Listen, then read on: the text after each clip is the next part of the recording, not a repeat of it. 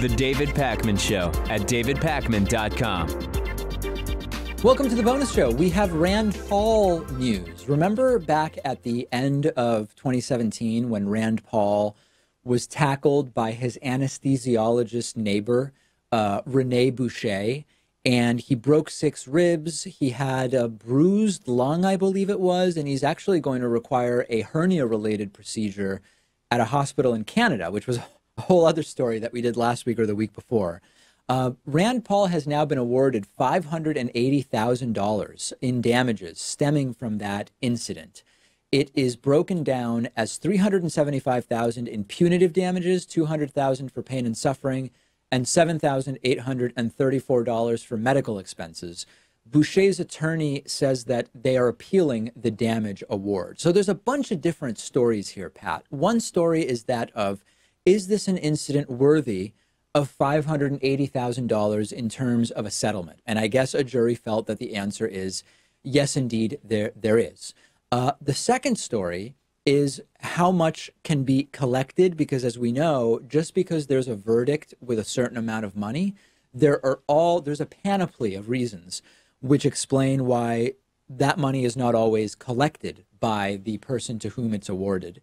And then number 3 is the fact that Rand Paul is not a particularly rich member of the Senate. In fact, he's one of the less wealthy members of the Senate. And for him, this $580,000, which to like a rich senator would be nothing, for Rand Paul, this will potentially increase his net worth by around 50%. So it really is this is life-changing money for Rand Paul. You know, as a Brazilian jiu-jitsu white belt, I thought it was important after this came out that Rand Paul work on his takedown defense. He has to sprawl or get out of the way or pull guard or something like that. Now I'm realizing this was actually quite lucrative for him. I mean, it sucks to get attacked like this and get your ribs broken and all that. But if you get $600,000 nearly for that, I would take that deal. Growing up, kids like to have these games where they say, listen, would you take 10 punches without even being able to defend your face? Would you take 10 punches from Mike Tyson in exchange for $1 million or something like that? And I don't know why. I always found it so grotesque ever since I was a kid. Like, I never liked engaging in any of that stuff. But people often do think in those terms, like, okay, if you said, I need to stand on my front stoop and be tackled, I will suffer a bruised lung, 6 broken ribs. I will have to go to Canada for hernia surgery. And at the tail end of it, I'll get $600,000. Like, do you trade that? Do you accept that? It's just so weird to think in those terms to me. I like it. I honestly get some joy out of it. 10 punches from Mike Tyson for $1 million, I would say no. Because after the first or second punch, I would be knocked out. And then he would just be pummeling my unconscious body thereafter. And that could give me permanent brain damage. So I would say no to that. But getting tackled and some ribs broken, like that stuff can, for the most part, be fixed. I don't think it'll affect your longevity or your long-term health. So I would definitely take that for $600,000.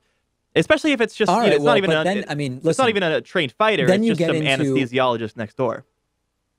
What about $5 million for the 10 punches? Like, at a certain point, you get to numbers where it starts to become interesting, right? Yeah, and at a certain point, it's money that would affect not just me, but my entire family and future generations. So I would have to think it over. But Mike Tyson in his prime, I'm not messing with that guy. Right. But the point is, what was an obvious no 30 seconds ago is now, you very quickly made it a scenario where now I am thinking about it. Anyway, I hate questions like that. Those kind of which would you rather or would you accept? What about removing 2 fingers in exchange for free airfare anywhere you want for the rest of your life? Like, I don't know. I mean, it's not likely that would ever be a decision someone has to make in those terms. So I'd rather just not even entertain it or think about it. Let's talk about the weather. Donald Trump earlier in the week tweeting that we need global warming back because it's so cold in the Midwest in winter. Of course, that's insane and ignorant. But what is true is that this phenomenon known as the polar vortex, which is unleashing extremely cold conditions in a lot of the U.S. and Canada, but in particular in certain parts of the United States. I think that right now in Boston it is, let me take a look here, it is 12 degrees right now in Boston. We've had worse. We've had worse.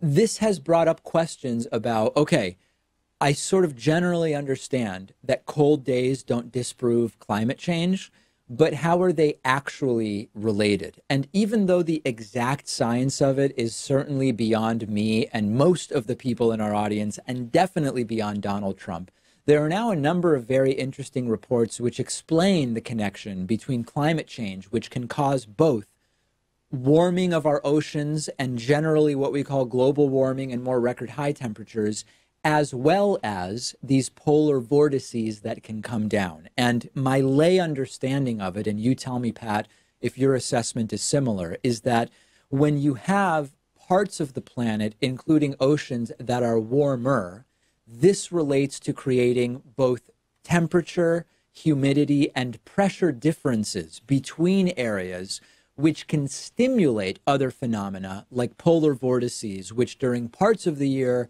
cause these very, very cold streaks to take place. That's generally my understanding of it, although I'm not in a position to correct you. Republicans always laugh when the other side says that climate change is going to affect economic productivity.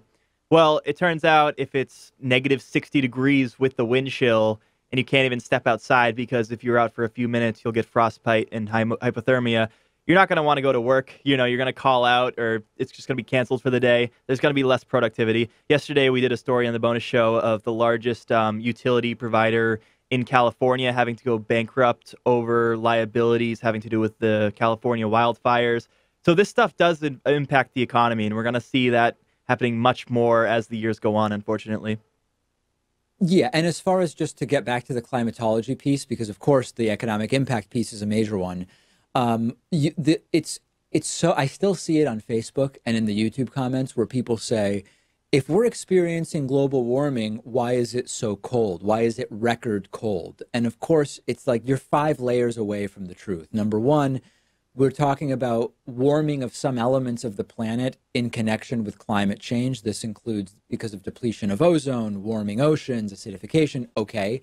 And any serious climate change model would predict that you would have erratic weather. I've said it a million times, I know. This would include higher highs and lower lows, and it's all consistent with that 99.98% of peer-reviewed studies on this issue. So that's that. It's getting boring, but we actually can't just give up on the issue because the reticence to really make political progress on this is in part related to the fact that you still have a lot of people in this country who vote who simply don't believe the science. And that's a major, major problem.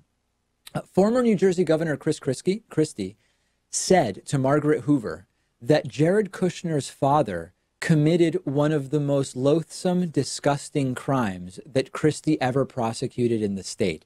If you're not aware of this backstory between Chris Christie and Jared Kushner's family, what it relates to is that when Christie was a prosecutor, a U.S. attorney in New Jersey, he actually went after Jared Kushner's father for a sort of blackmail operation wherein Kushner's father hired a prostitute, if I recall correctly, to seduce his brother-in-law and then send a videotape of it to his sister to try to intimidate her from testifying before a grand jury. I'm kind of going vaguely.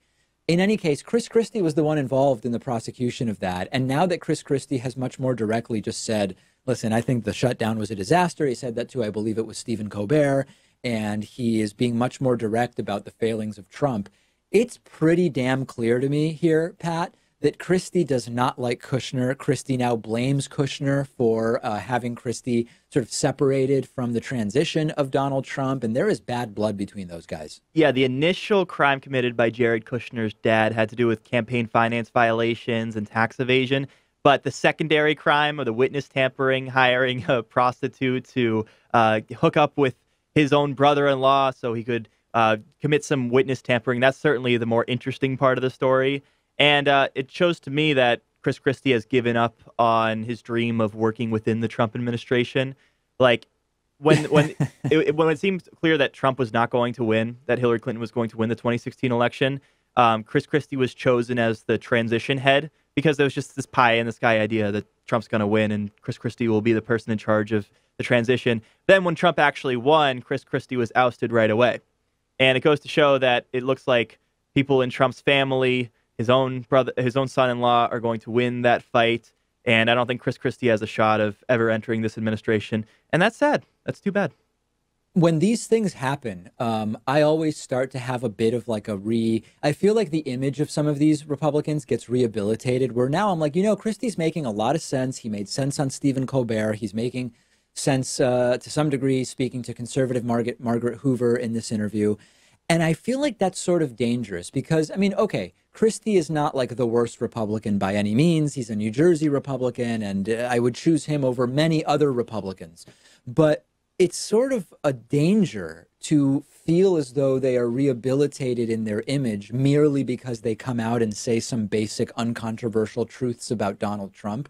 Christie's still a guy who has done a lot of horrible stuff, and I feel like we need to be particularly vigilant about not allowing ourselves to, when we think of George W. Bush as a guy who at least read books and listened to advisors, that's fine. He was still a horrible neocon, war hawk, but he didn't do things as nutty as Trump when it comes to decorum and sort of the day-to-day. Yeah, this happened first with Sean Spicer, and then it happened with Omarosa, and then now it's happening with Chris Christie. Once they defect from Trump, they come out and they write a book, and they say some controversial things criticizing the president, and they get a lot of praise for it.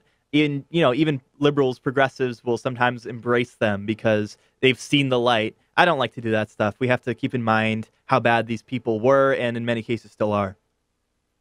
I tend to agree. I tend to agree with that, and period. I don't think we have to say more. Just don't allow the sort of romanticizing of these past horrible people.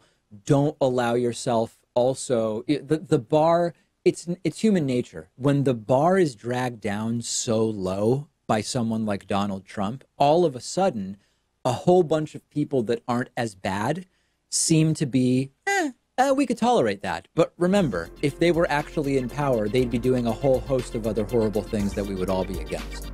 That does it for today. New show, new bonus show tomorrow. The David Pakman Show at davidpakman.com.